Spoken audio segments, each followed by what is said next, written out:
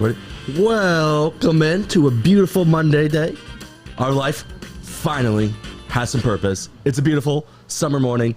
SEC Media Day in a little lonely UDL. Sadly, just me and Lloyd. Just feels a little different with it, with an empty nest. I feel like a mom that sent her kids off to school, even though it's the exact opposite. Should I start doing Pilates now? Right. How do I spend my day after 9 a.m.? How about that intro cover photo? We are just bad at life. It's Joe Burrow's world, and we're just living in it vicariously. Well, we were talking about it. I bet like the background in the photo, you just see Vinny Chase back in a whole entourage. Full entourage, dude.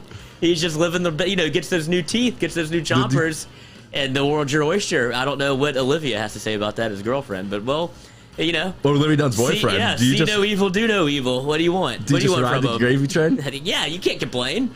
Did I tell you I loved you? Right. I picked you up something nice in Malibu while I was out. I saw the picture. Yeah. It'd be a tough conversation. But it is an absolute beautiful day. Jordy is out in Alabama right now. He's in Hoover covering SEC Media Day, covering our Tigers, trying to figure out everything around the greatest conference in the world. We are getting dangerously close to college football. Hopefully, we pray to the higher gods that there will be fans, life will be normal, and man, we are just setting up for one heck of a college football season. The Tigers are looking good this year. A lot of questions coming in, especially at the O-line, but we will have Austin Deculus coming to speak for the Tigers. Derek Stingley Jr. rocking the 7. You know, up and down season, just a fluke of the injuries, tripping on a chain, first game. College football. You have to believe it's Stingley's coming out party, with him putting himself out in front of the media and finally exposing himself to a little bit more of what you would expect from somebody that is absolutely the best player on your team. He's kind of lurked in the shadows until this, where he's willing to go to SEC Media Days. He's willing to wear number 7, where there was kind of speculation to where he would just stick with 24, kind of go through the motions as the best player at LSU and not want anything to do with, like, you know, I don't want to say representing the university, but putting that spotlight on him. And you could absolutely tell by the video they put out where the spotlight is clearly on 7 and Derek Stingley Jr. So him going to SEC Media Days will be, you'll get to see Derek Stingley Jr. full tilt. You've never really heard much from him, so I think this is going to be very interesting for fans to get to know him on a personal level. Have you ever heard him in an interview? Like, no, not really. Like my first time hearing him speak. So I think all of that is great. It's great exposure for LSU, and he'll do nothing but represent the brand in the most positive light that you can, because he's a stand-up guy. He's never done anything to represent the university in a bad way. Trained him for the interview. Yeah, I mean, this is it's gonna go so good. It's just perfect timing in the world of name, image, and likeness. I've never seen a player with such character growth and development from, say, like March to now. Changes the number, starts becoming more active on social media, starts being, I'm the guy. Like, I got stuff to prove.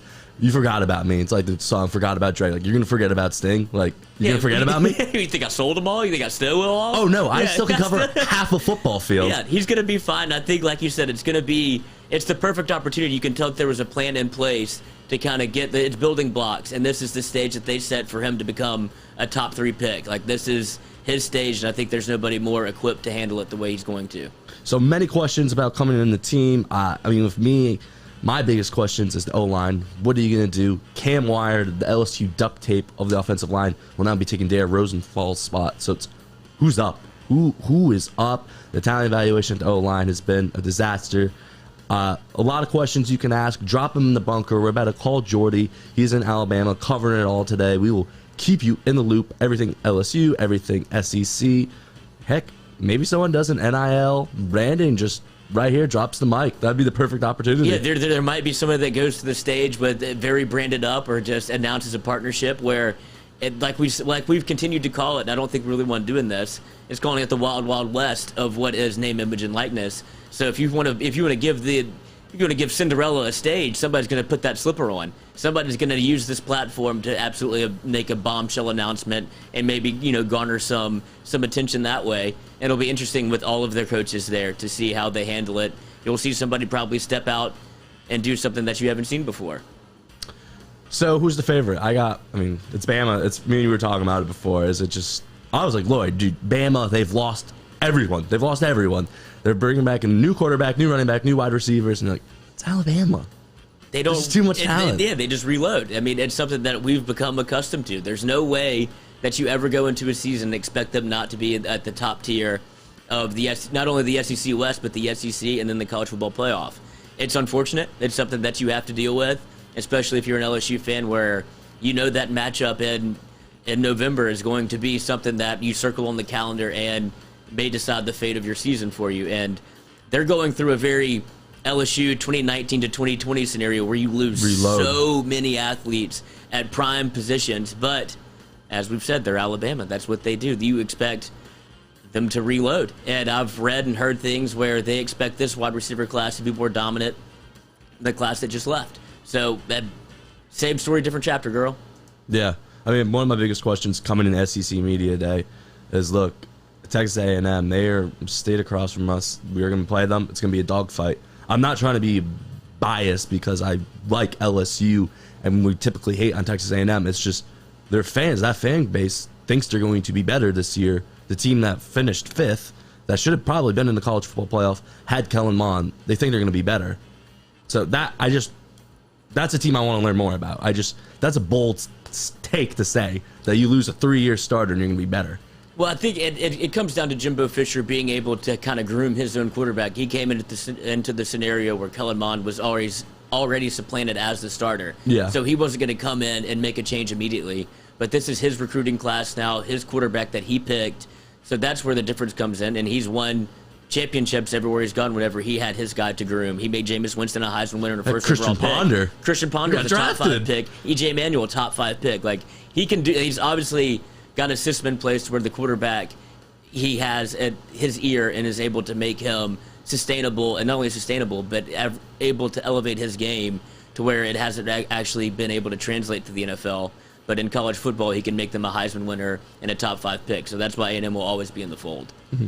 This morning, we are also powered by Go Chevrolet, helping everybody out in the greater Baton Rouge area and even in Laplace, Louisiana. The boys have been nothing but great to me. They brought down my car Friday and brought it to Baton Rouge. All is set, all is good. They've been nothing but great to me. So if you ever need a car, any car problems, go down to Go Chevrolet. They will get you. We are powered by them today. If you guys have any questions about the LSU season you want to know, we're about to call Jordy, pick his brain. Got him on the line. Now, wait, they delivered the car for you? Unbelievable. Cinderella slipper, right? Unbelievable. It didn't turn into a pumpkin. That's great. I was like the hot junior girl on prom night. Yeah, wrap that thing. Yep. We got Jordy on the line and give him a shout out. Jordy, you got us? Yo, what's up, fellas? How we doing, sir? Doing good. It is storming here in Hoover, Alabama. How's the weather back home? Oh, too early to tell. It seems like the sun's wanting to shine. We had to close some blinds here, so that's always a telltale sign it might be a good day. But in Baton Rouge, as you know, it will always be rain is in the forecast. Yes, so it is. It's storming down here, but it's setting up to be a pretty informative day as Greg Sankey is going to open up SEC Media Days at 11:30 this morning. He will be addressing, of course, the last year of no fans in the stands, what to anticipate coming up in the 2021 season, and what he thinks it's going to look like as far as fan attendance goes and some of the regulations that will be in place.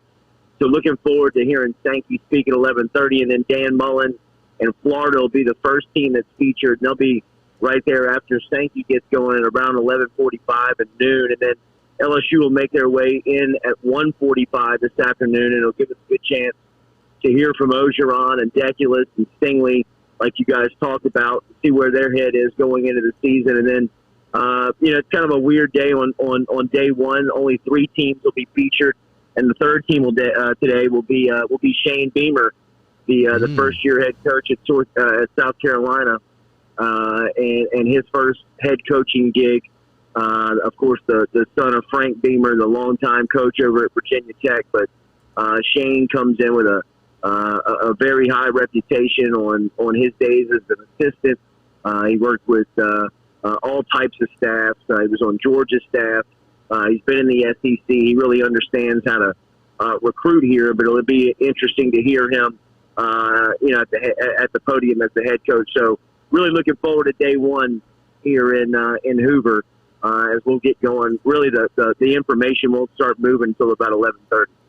You mentioned Florida at the top of your statement. Do you find it interesting that they didn't bring Emory Jones as their quarterback, and how the SEC is almost lacking? And I think they only brought 3 quarterbacks to SEC Media Day. Does that speak to how wide open this thing might be?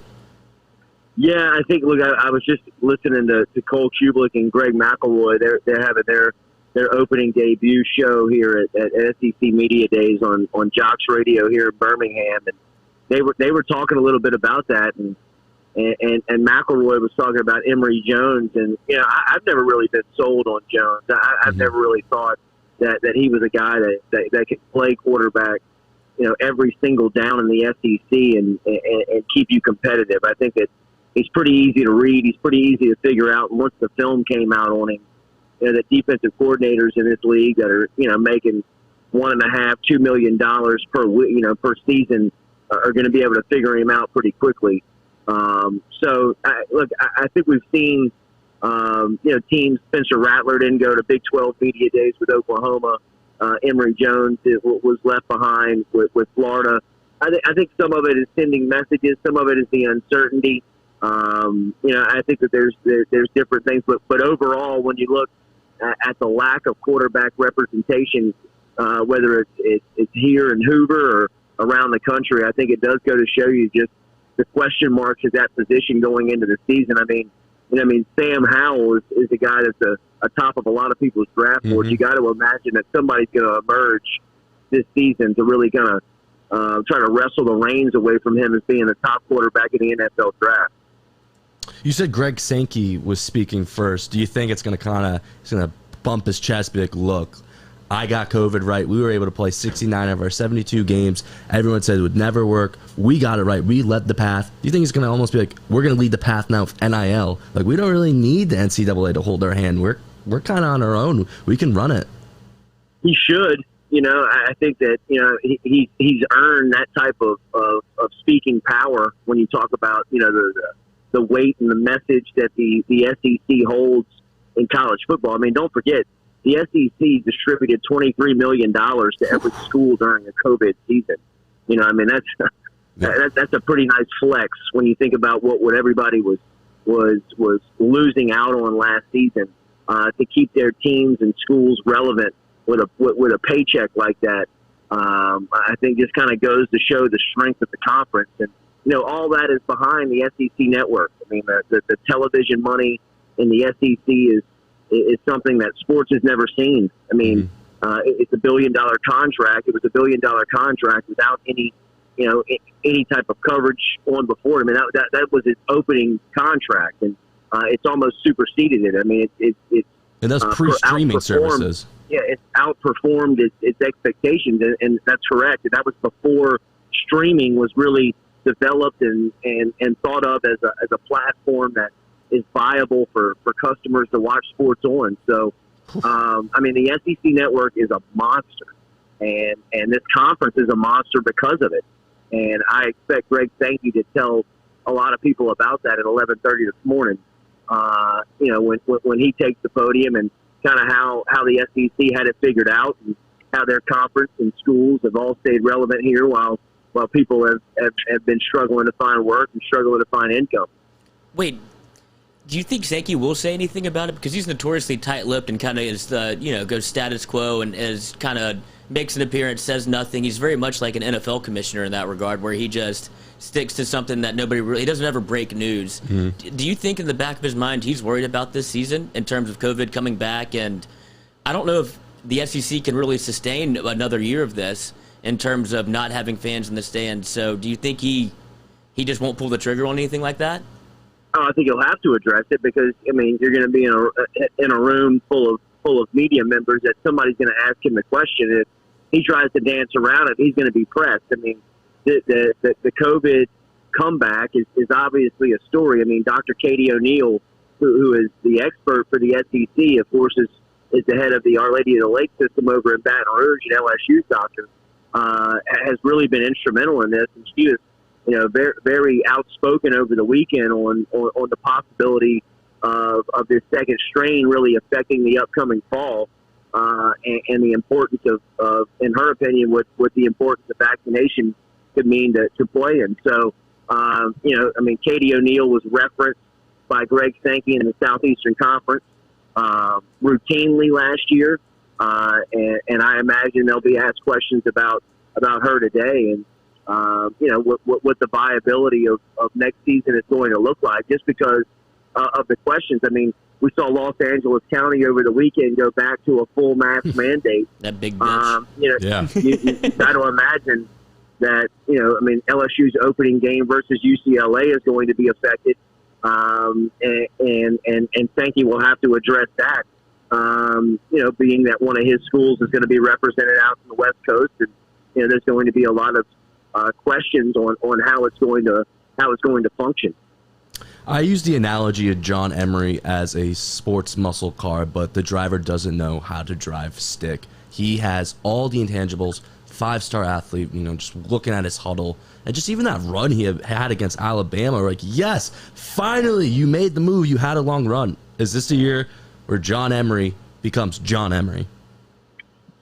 It better be for John Emery's future and from his standpoint. I mean, this is a great opportunity for him. And, the LSU running back position is wide open. And Emery, you would imagine this would be his time by the way that he was recruited, by the type of recruit he was coming in. You mentioned the 5-star status and everything that he can do for a team. But, this has to be the time for him. But, I've heard a lot of good things about Ty Davis-Price and these freshmen that have come in and have really pressed him in time. So, I think the LSU coaching staff is really hoping that he takes this season and takes this opportunity to play. I mean, they want somebody to emerge as their first team running back, and John Emery makes a ton of sense just because of the talent that he has, but he just hasn't been able to stay on the field. He's been nicked up by injuries, and he's been dealing with some off the field stuff. And if it hasn't been one thing, it's been another thing with John Emery. And now it's time for it all to kind of work itself out and just be a player, yeah. Make a play. Of staying healthy and making plays. Yeah, I mean, it's time to be on the field. And, look, all of those guys inside that locker room think that they're NFL players. There's not one guy that puts on that uniform every Saturday and doesn't think that he's going to play in the league. John Emery's got the skill set to play in the NFL. I mean, if he can't get there, it's his own fault. And, this has to be the season that he figures it out. We talked a lot. We were just talking about the run game a little bit. And then when you think about it, is that the way that you almost have to lean on a little bit because of the offensive line? We're losing a left tackle. And then you wonder if you bring in a new scheme with Jake Peets, and we're not really sure where the quarterback situation is headed. We obviously have the camp of Max Johnson in this room. But do you think that this might be a more run-heavy offense than LSU fans expect? I do. I really do. I think even in talking to some of the offensive staff members a little bit, I think that they're pretty confident that they can run the football. I think that they like the strength of their offensive line. Yeah, it's a blow to lose Sarah Rosenthal, but they still believe that they can control games and control clock and control the line of scrimmage by running the football. And I expect them with the quarterback uncertainty at this point, for them to be very much a run-heavy team early on, in the sense of relying on the run to set up the pass. Being able to work those RPOs, those run-pass options early on, and feeding a guy like TDP or John Emery or some of these freshmen like Armani Goodwin that could possibly I was going to ask you come about in him. and play early. Do you think he'll get some reps? I mean, I would love for you to ask about him. I mean, we've been hearing a lot of stuff out of the camp, like just how hard he's been working, and this kid's legit. And especially when you lose a player like Bradford, there's a spot for that either third down back or a spot for just somebody to get some reps. Yeah. No, I think that these freshmen have a really good opportunity to play here early on. I mean, I think that they have a chance to come in and play just because of the room being so wide open and so uncertain right now that, I think that people are going to have a chance, like some of these freshmen in Armani Goodwin and Corey Kiner. What do you think Cole Taylor can do for us? Is he just a blocker, or do you think we can put him in space and he can run some routes? Well, I think that Cole Taylor's going to have to be able to run routes because have y'all talked about the news over the weekend of Jevin Steed transferring out? of the tight end, the tight end room lost another guy. And is it just him and Nick Stores at this point? I mean, it's Stores and Cole Taylor. Jeez. At this point. But I mean, look, I think that they anticipate maybe Jack Besh, right, to possibly slide a tight end, and I think that Jack Besh is going to be a kid that I say kid, but I mean a freshman that you're going to look back on in a couple of months and just really just see his impact and say, wow, I mean, what would you have done without him in his freshman season? I think he's going to have that type of role. I think that he's going to have that type of impact. I think he's somebody that they look at and they almost they're nervous about about tight end, just because of you lose a Reed Gilbert, you lose another guy in the sheet over the weekend. Nick Stores is unproven at a college level. Cole Taylor's played just limited reps, but Jack Besh is, he's really done everything that they've asked him to, and they're kind of building him into one of those slot type wide receivers that you can match up on linebackers and nickel guys. That's just going to be tough to cover. He's just going to be tough to guard. So, I think that Cole Taylor's going to have to play, but I would imagine that Jake Peets would have he would like to have a tight end that could do both. Some guys, a guy that doesn't tip personnel. Cole Taylor's in there, you're going to be running the football because you need him to block, and when Jack Besh or Nick Stores is in there, you're going to be throwing the football because of their athleticism. So, I think he'd like to find somebody that can block and catch it. But right now on the roster, they don't have that guy. Is there an argument to be made that Jalen Sheed transferring out is a good thing? Did he, maybe go to practice like, there's not a spot for me out here? Maybe did Besh come in and kind of assert himself as, all right, he's going to take over this spot? Like, I don't see myself playing on this team. Well, the first thing I thought of when I saw the news that he was leaving was Besh. I really did think that Jack Besh was probably somebody that had an impact on that decision. But, I don't know how you would be in that tight end room and think that you couldn't play just because of how wide open it really is. But maybe he's seeing some things that obviously we're privy, not privy to see. But my first instinct, my initial thought when I saw the news was that Jack Besh is scaring some people. That hopefully that's the case. I love that. Yeah, whatever you go. Obviously, we've talked a little bit about LSU PR. And when you have Coach Orgeron going to the stand, are you nervous at all about any questions he may receive or how he handles it? It's a toss-up. Yeah, look, I think that he's going to definitely be asked about last season. He wasn't at SEC Media Days last year because, the event just didn't happen. So he didn't have to answer a lot of questions about, some of the stories that, the Baton Rouge media may not be able to ask him just because of accessibility or, you're trying to keep a relationship intact. But, I do think that he'll be asked about last season's 5-5. I think he'll be asked about, hiring new coordinators. He'll be asked, maybe pressed a little bit on the interview process and how he was able to get to these guys just because of him admitting that, he didn't interview guys that he hired last year. I do believe that there's going to be some moments of angst for the LSU PR staff just because you just don't know what he's going to be asked and you don't know how he's going to react. And as much as they want to coach him up and as much as they want to give him advice and guidance on a day like today, he's shown time and time again that he's just going to sail his own ship. And sometimes that can be a good thing and sometimes that could be disastrous. But on a day like today, you just want to make sure that you don't say anything that's going to live and breathe on that can come back and bite you. I think everybody's kind of got the corporate lines. Everybody's got the go-to statements. They've been coached up. And, I don't think you have to worry about guys like Austin Deculus and Derek Stingley Jr. They're pretty soft-spoken and it's usually the players you have to worry about. Understand the moment. You really do. It's crazy to say. You don't have to worry about the players. You got to worry about the head coach in a scenario like this. Nothing easy here.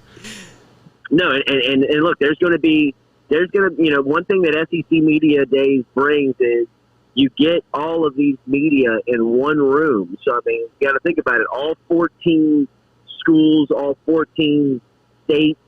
I know there's not 14 states, but all 14 schools, are represented. And I mean, the Florida, and when you have Florida and LSU on the same day, there's going to be a lot of Florida media members that don't like LSU. They don't like Ed Ogeron. They don't like some of the things that have been said. And they're going to ask him about that publicly. It's hard to believe that and, whether or not is prepared for it, which I believe he is. I mean, I got to imagine that they've been, giving him all of the scenarios of what could happen, what could be asked. And it's not just about LSU's football team either. I mean, Ogeron's going to be asked today, I'm sure, about Darius Geis. I'm sure about Title IX. He could be asked about Les Miles.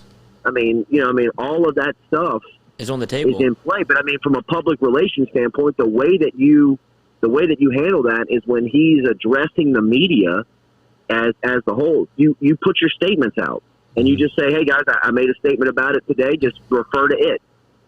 So where you don't have to answer the same question 1,000 times, and it opens you up to step into a trap. Yeah. Go up there with your prepared statement on the Title IX stuff, on the Darius Geis stuff, on all of that stuff.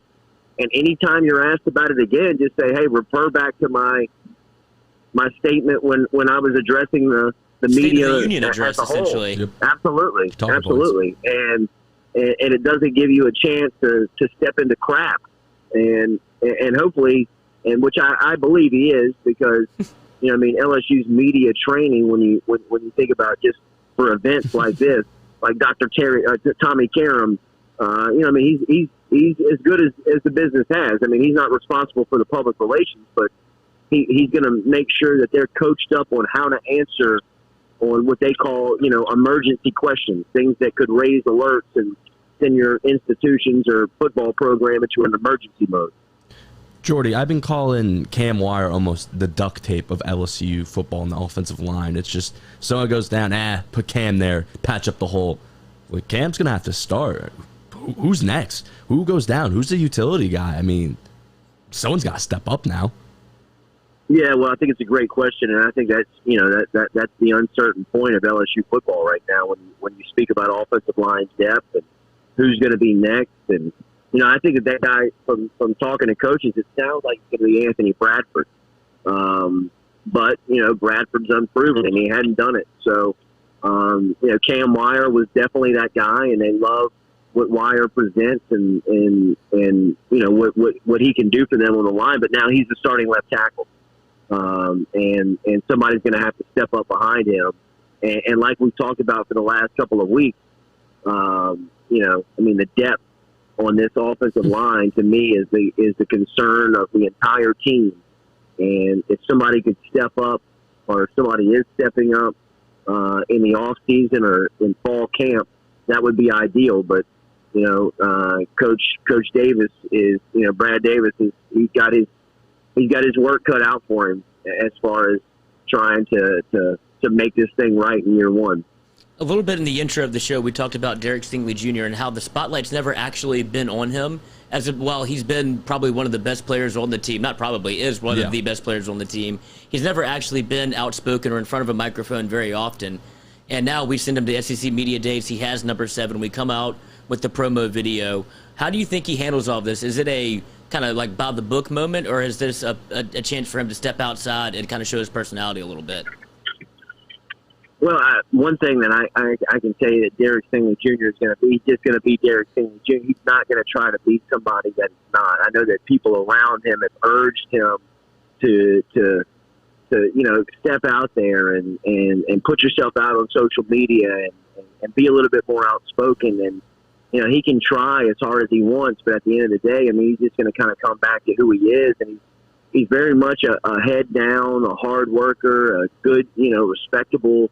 Just kind of stay out of trouble, stay out of the spotlight type guy. I mean, that's just who he's always been. Yeah, I mean, that's just who he is when he wakes up in the morning. It's tough to commit to being somebody else and try to play that when you're really not that. And I think today's going to be great for Derek. I really do. I think it's going to give people the opportunity to learn that about him, which to me makes him very likable and probably to a lot of people is relatable.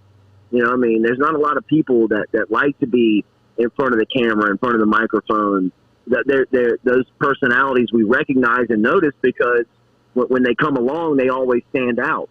But, a guy like Derek is all, he's just kind of behind the scenes, and he's getting his work done, and he's making sure that he's got his grades right, and he's on time to graduate. He's getting everything done off the field, but he's also going to be somebody today that's going to be asked about last season. Kind of what happened. How would you evaluate your sophomore season? I think that he's going to be ready for that. And like his dad alluded to last week, and we've talked to a couple of people around LSU football have told us, this is the year that Derek Stingley Jr. has thought about his entire life. His entire life he's worked towards this season to be drafted into the NFL, and here he is 1 year prior to that, and he's wearing number 7 at LSU, and he's the face of the program. And he's going to SEC Media Days, and he's preseason All-American, and he'll be preseason award on on all the awards lists. And this is it. This is the year that he knew was coming to him for so long. So I expect him to be fantastic today. I really do. Right. So do you think that this is kind of part of the NFL draft process for him? Because with all intents and purposes, he's not coming back for his senior year unless something I don't even see a way he could. No. So is this part of almost the PR grooming aspect of it to be like, okay, this is how you start handling these steps? I know he's not looking ahead to say, but I think this is part of the time where he gets comfortable in front of a microphone. You might see some answers that are left, open-ended a little bit. So is this part of almost a training process for LSU is kind of throwing him into the fire? Sure, and I think from Derek's point of view, he needs it.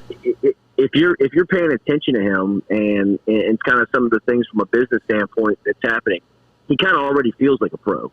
Right. And I think that he's handling his business like a pro. He's dealing with this NIL stuff kind of like a professional. His social media has turned into almost where it looks as if it's professionally done, and that's I think that today is a part of the process. I think that his marketing team is that marketing agency that he just signed on with.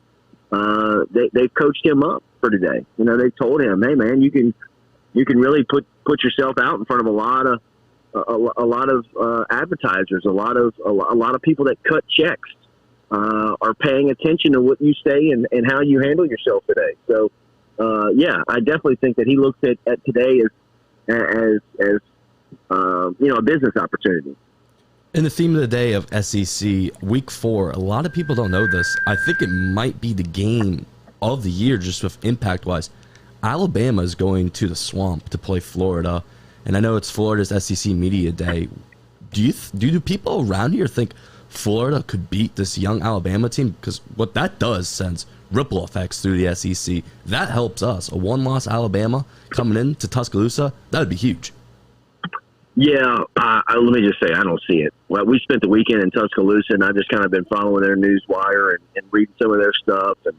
And Alabama's loaded this season. They really are. And I know they are every year, and that's not breaking news to say that Alabama is loaded, but on a season where they lost a lot like LSU did following their 2019 national championship. You think about the people that Alabama loses studs off of this national championship team: quarterback, top wide receiver, some of their top defenders, special teams.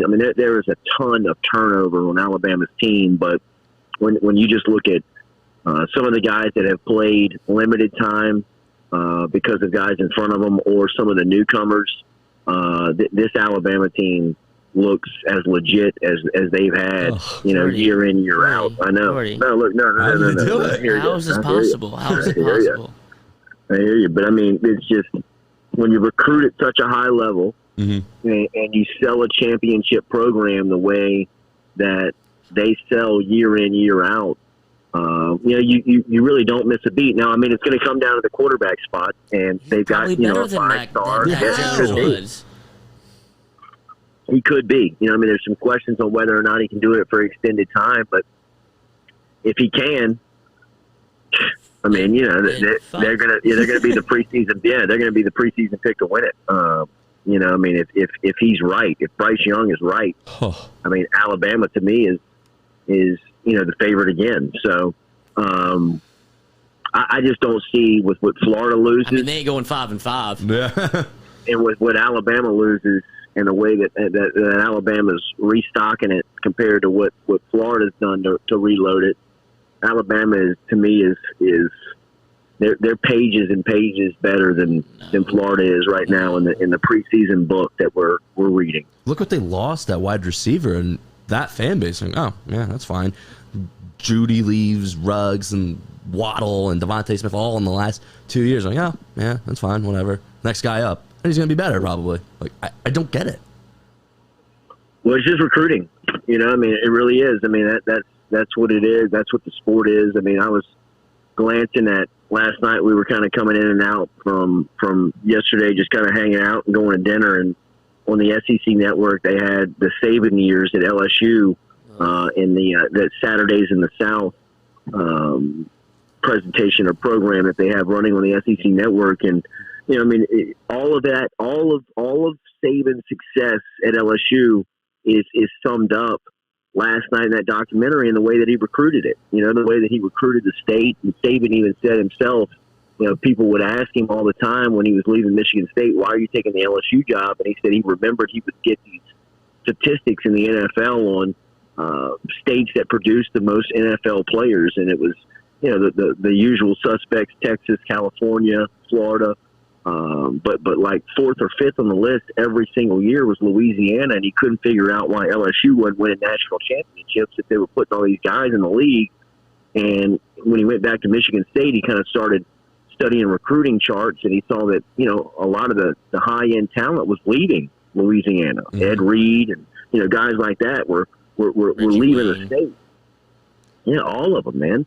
And Saban said, you know, if somebody can go back down, you know, if somebody can go down there and just build a fence around the place, keep them all in one spot, they should be able to win. And, you know, 3 years after he gets the job, they're national champs. And they're doing that with Baton Rouge kids and New Orleans kids and kids from West Monroe and Neville and Shreveport and, you know, guys that are Louisiana bred. Pick a parish.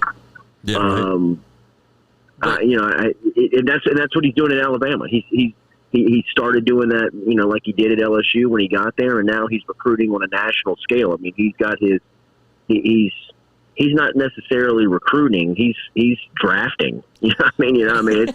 If you want to, you know, if you get an Alabama Hellcats at an amazing rate, it's tough to beat that. You know, I mean, it's tough to beat that. How much is this you being in Alabama and being forced to hear this information? Now you're relaying it, or is it just they're telling it to you and you're taking it as gospel? It's being in Alabama and seeing it and reading it and realizing. You know what I mean? They're not nervous at all. No, and they've got no reason to be. They've got no reason to be. Well, they should be. If you go back to, they have been nervous here in 15 years, man. I mean, really. I mean, when you've got a leader that understands what it takes to build a roster and how you do that, the science behind it, and he's perfected it. You know, I mean, they're never going to have a down season as far as, you know, down in college football goes, just because they're too good. Mm-hmm. I mean, they're just too talented. Their players, their roster is, and LSU's getting back to that. You know, LSU's getting to a conversation where, you know, that they're so good that you start nitpicking their wins. You know, and you start looking at them and evaluating them because their talent is so good on, you know, how could they get beat in the way that they're recruiting it. But Alabama has been there. They're a machine, and it's another season of just restocking. You know, I mean, it really is. I mean, it's shopping. Just who is the next one up? Who's going to be the next great on this team? And when you look at the way that they've recruited, man, it's tough to compete with them year in, year out. You may be able to get them once like LSU did in 19 every 10 years. Mm-hmm. But it's, you know, it's going to be tough to year in, year out beat them. Mm-hmm. So, you know, I mean, I did my preseason stuff for SEC Media Days, and I got them picked to win the conference. You know, I mean, I've got them in Georgia in the SEC title game, and I've got them winning it because of that. I mean, they're talent, man. Right. So what do you want to know the gap between LSU and Alabama? You could look at 2019 to 2020 and then 2020 for Alabama to 2021.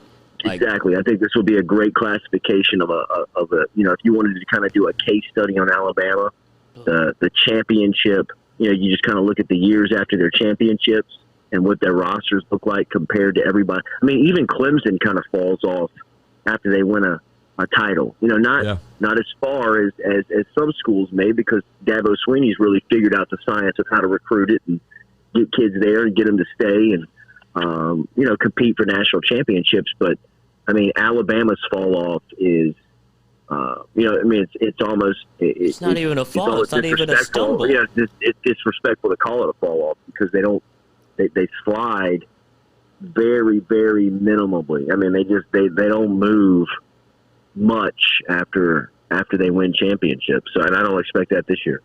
There was a headline I think we talked about. It was probably like 3 weeks ago. Someone said LSU will have one loss this season. And it's not to Florida. It's not to Alabama. It's not to Texas A&M. It was to Ole Miss. What are people thinking about Ole Miss around the conference? Are people just buying into the Lane Train hype and all of that? Yeah, I mean, I think that Lane Kiffin and Matt Corral, really, when I've talked to a couple of people from around the conference, and I've asked them who's the best quarterback in the league. I mean, I think it's him. A lot of people, without hesitation, say it's Matt Corral at Ole Miss, and he's very talented. He's got a strong arm. He's really athletic, and combine that with Lane Kiffin and the way that he develops that position and the way that he's able to coach that spot, really makes Ole Miss a very scary team. And one thing that Lane Kiffin is going to do when they play LSU is he's never going to be scared of LSU. He's always going to poke the bear. He's always going to mess with Ed Ogeron, his friend, in the public, and he's never going to back down. And I think that's I think deep down he feels like he can outcoach them. He can out-scheme them because he knows some of the trade secrets working so closely to Ogeron like he's done, for so long. And you saw that last year. I mean, that was a heavyweight fight, and I think that's the style of game that is going to be every year when those guys are on opposite sidelines. You could feel the anxiety from Ogeron when Kiffin took that job. I mean, I always tell people we used to have Lane Kiffin on our radio show. Mm-hmm. I mean, he would come on when he was Florida Atlantic's coach.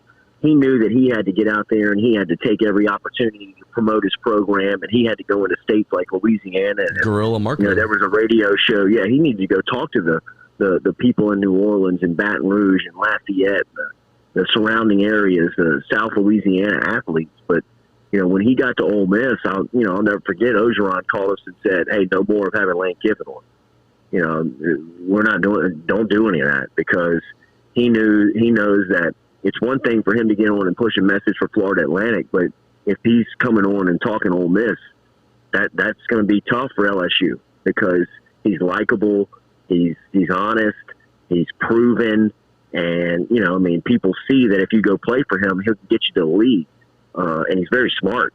And when he's on the opposite sideline, you can tell that Ogeron knows that they're going to be prepared and they're going to have a really good game plan. So, look, that Ole Miss game every single year was Owen Kiffin and Ole Miss and LSU. It's going to be a heavyweight fight every year. Yeah, it'll be a brawl every year. So Sankey comes on at 11, and then what's else? How are we gonna keep the fans updated if you'd love to tell them?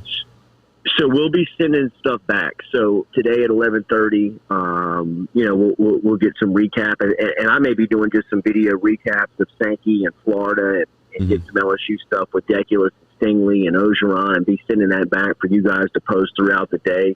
And then tomorrow we'll be back in studio and just kind of give our recap of the first day of SEC Media Days, start to maybe kind of outline what to look for in day two. But just kind of give our overall experience of today. So we'll kind of take the day to network the show and cover SEC Media Days and get some contacts in Gainesville and get some contacts in South Carolina and be able to, kind of keep our face in front of the SEC guys that we know from around the conference that are down here in Hoover, and be back late tonight, and be ready to go tomorrow. So it should be an eventful day. Absolutely. You do what you do best. Network for the show. Get some great information. KingMaker. Yeah, KingMaker. Absolutely. You guys keep it down, man. I appreciate y'all including me this morning, and I'll be sending stuff back. We got you, brother. Good stuff. All right, we'll see you tomorrow, Jordy. What a day. What a day. Just that makes a sports talk radio job very easy in the middle of July. SEC Media Day. Oh, that's like 3 weeks of coverage. They schedule it perfectly. Just milk that baby. Yeah, just milk that thing. You're going to hear something from somebody to where you have to talk about it. Somebody's going to do something that, or say something they probably shouldn't have, to where you get to like, all right, we can stretch this thing out for another week. But I mean, I'm excited that we actually have a foot in the door down at SEC Media Days. Jordy's going to do his thing. Get some good hosts. Yeah, and so stay tuned throughout the day. We'll put some stuff on Twitter. We'll put some stuff on YouTube.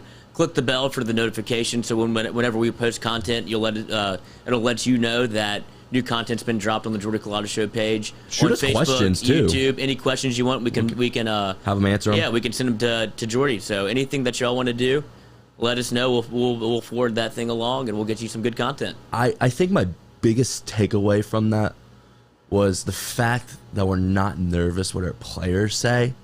It's what our coach says. I know, but I mean.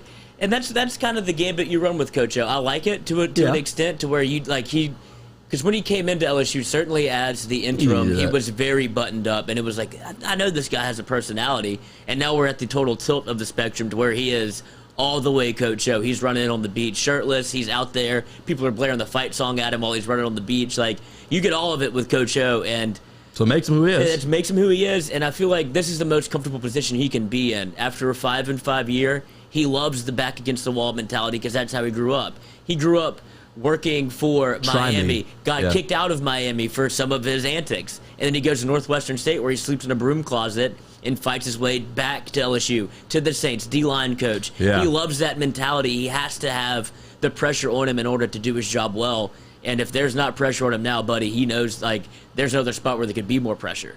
It's so funny, especially in the world of college football, is you get your hunger from back against the wall, and I bring this up because that's Clemson. That's Clemson's MO. It's, oh, poor me, we're a little Clemson. Poor Clemson. Back, we're Dabo. Y'all don't sleep on us. It's like, that gets you so far, but you're Clemson now. Everyone knows the paw print. It's like, you run that tap dry sometimes. I mean, you can't pull from that tap.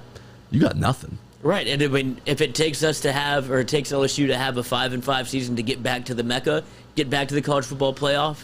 I mean, we talk about this off air all the time of would you rather be an LSU fan or an Alabama fan? We're constantly in that discussion to be in the college football playoff to win a national championship every year, or would you rather be LSU where you pop every 5 to 7 years? Like, which fan base would you rather be? Well, I mean, the pop every 7 years is just so euphoric. Yeah, exactly. It's like if you saved yourself for your wedding night. There's nothing better, I would imagine. So, yeah, exactly. So there's that aspect to it. We've convinced ourselves that that's what we like because we haven't felt the other side of the spectrum if Nick Saban was still here.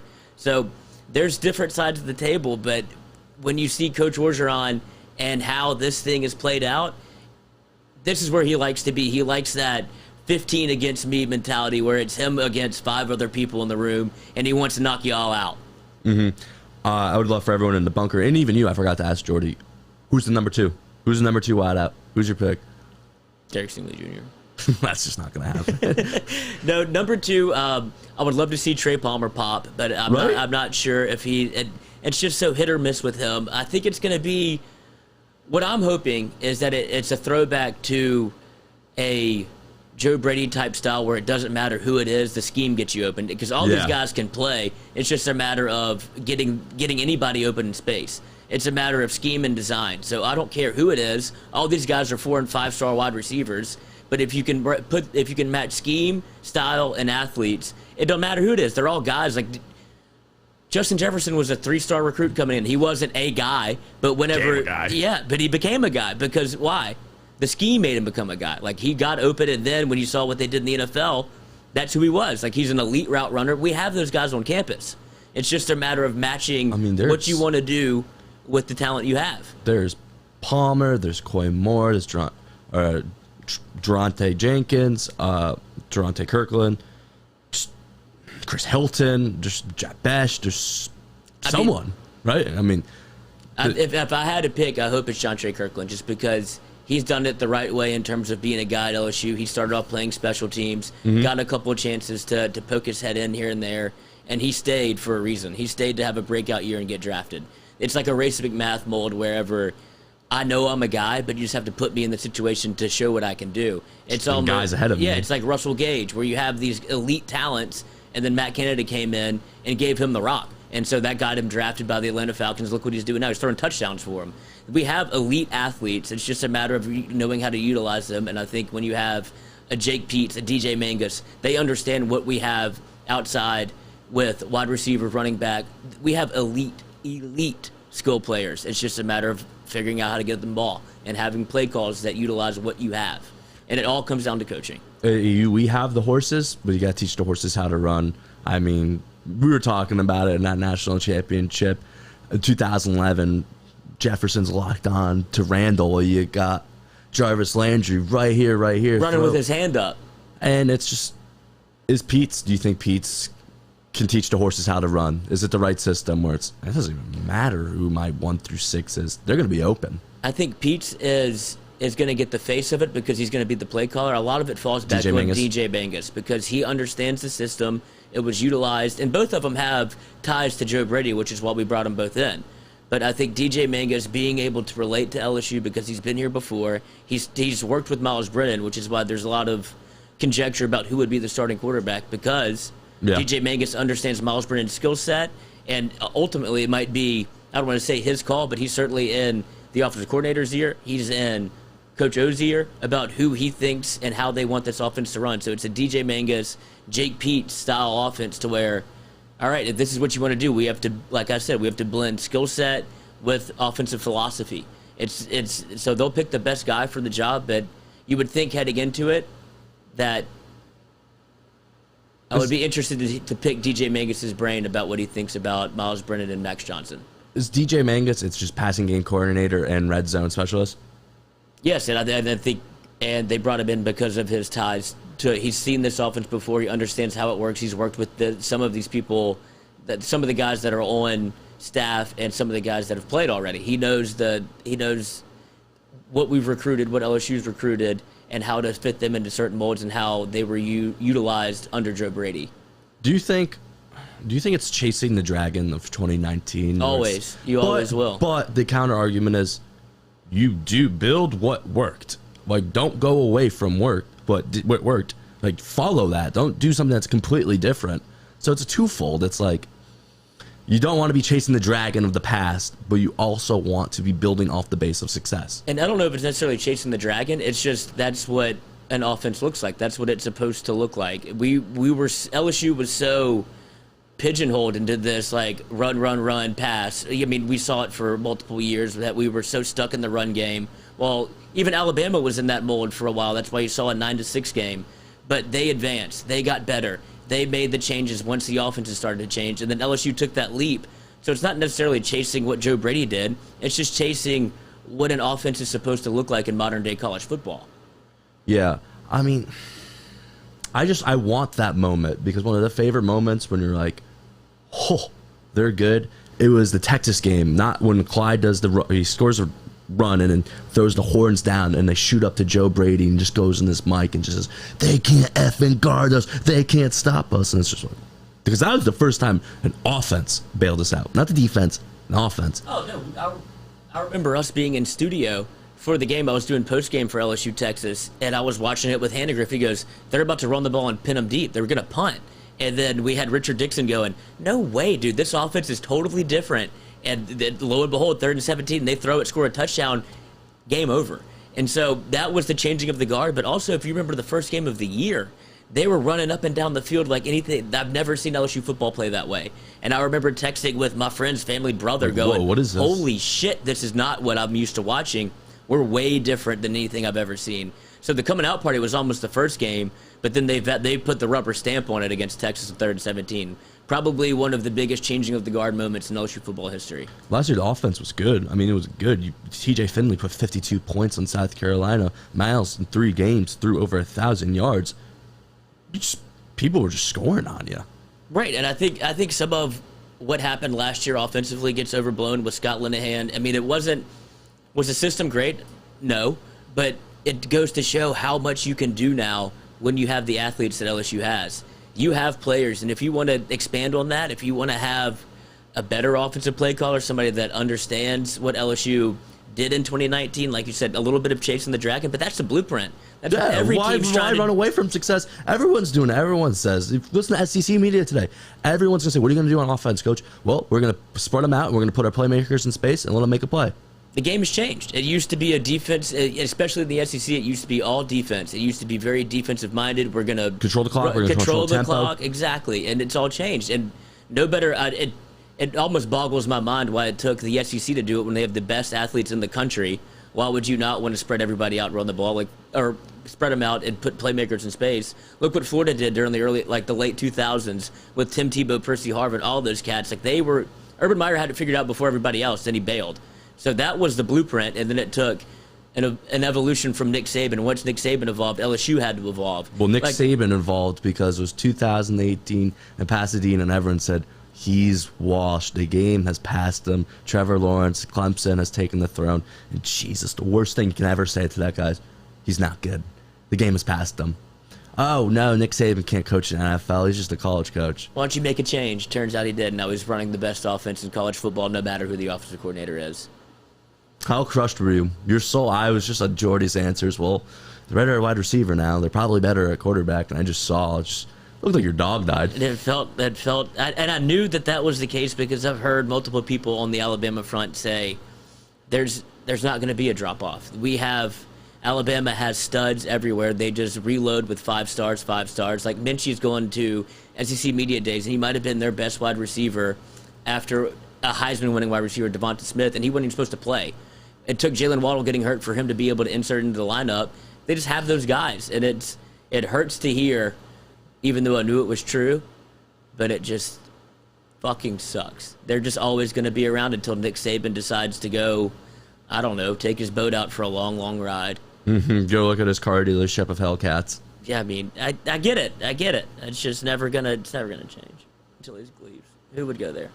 I don't even care if Dabo goes. I don't care if Dabo takes it. I'm not scared of Dabo Swinney and whatever he does at Alabama and his little cult deal.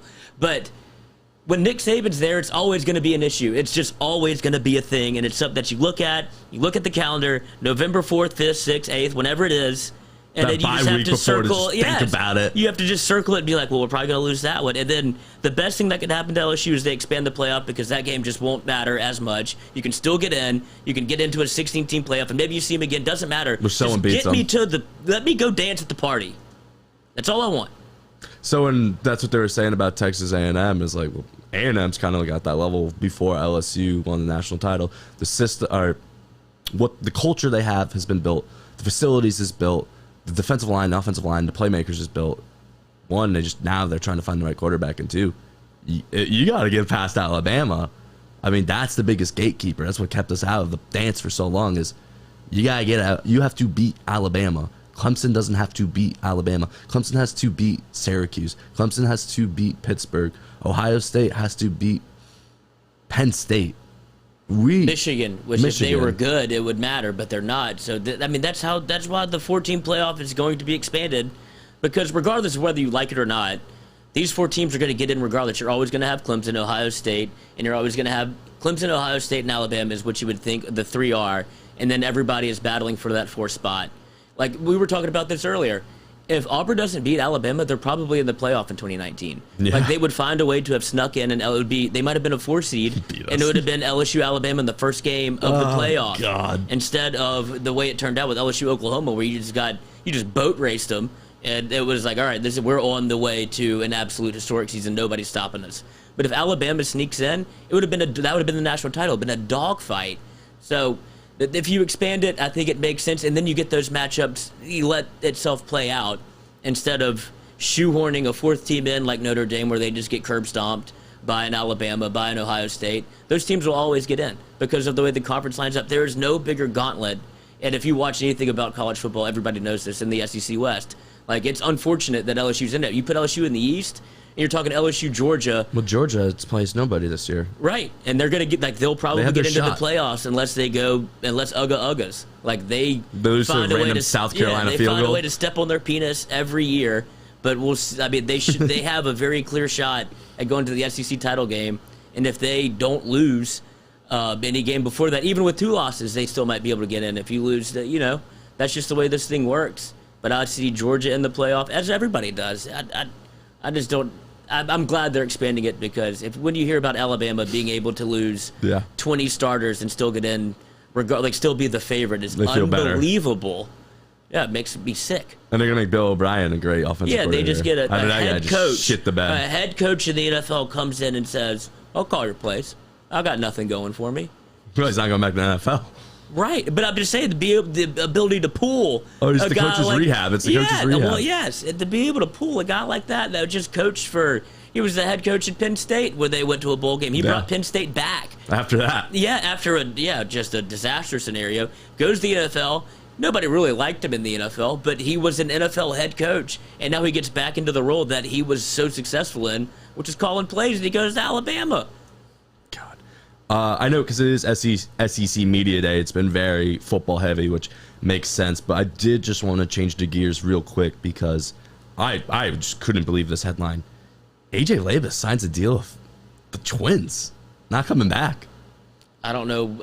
This is what we were saying maybe a little bit before, has Jay Johnson stacked this thing so much to where he doesn't know if... I would imagine he thought he would have a role, but Jay Johnson has been doing work. I mean, he's pulled in, I don't even know, 6 people through the portal? Yeah. Is that accurate? When it's kind of been like, we're a little stuffed to the brim. We didn't really know what he was going to do pitching-wise, and he brings in 3 pitchers, and A.J. Labus is maybe... Hilliard's coming back. Fontenot comes back. You would think Labus would come back, but now you have 2 pitchers that are coming in through the portal, and he maybe doesn't know where he fits in or doesn't jive with, I don't know what that conversation was like. He did graduate for sports admin degree, so, I mean, the world is his oyster. So right, he can have, look at us. Look at us, dude.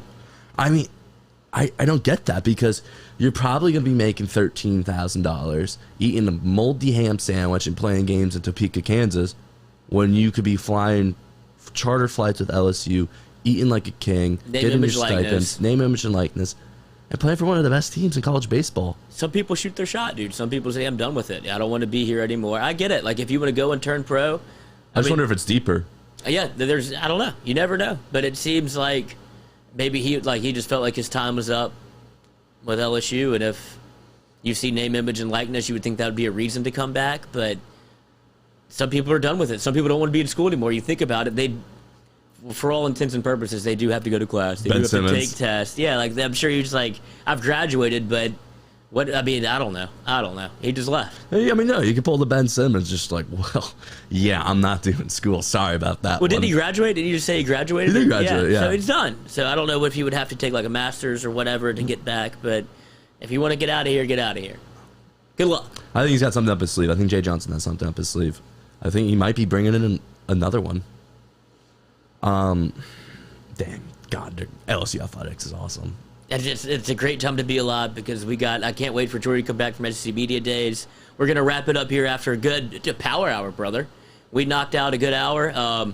We will be back throughout the day. We're going to call it big social day. Big social day. So check us on Twitter, Instagram, all that stuff. We'll be on YouTube posting interviews that Jordy does throughout the day. So click the notifications. You'll get us. Click the bell. You'll get notifications when we go live. Get uploads, anything like that. But someone said ask Jordy to ask Mullen the shoe question. That would be a good headline. Ole Miss what? So someone said ask Jordy to ask Dan Mullen a shoe question. Oh, or about... Do you think it's a shoe-in versus Alabama coach? Or is Dan Mullen's wife going to be there? Because I'd like to ask her a couple of questions. She is a super spreader. Dan, how's the marriage, man? Very open. Very, very open. Yes, but please check us out on social. You guys were awesome today. Awesome little power hour, getting you guys a scoop on SEC Media Day. Can't leave you guys hanging dry. Always got to provide the Culotta show for you guys. You guys are what keeps the wheels spinning. Also, our great sponsors, Falaya, Johnson & Spillers, Go Chevrolet, Phil's Oyster Bar.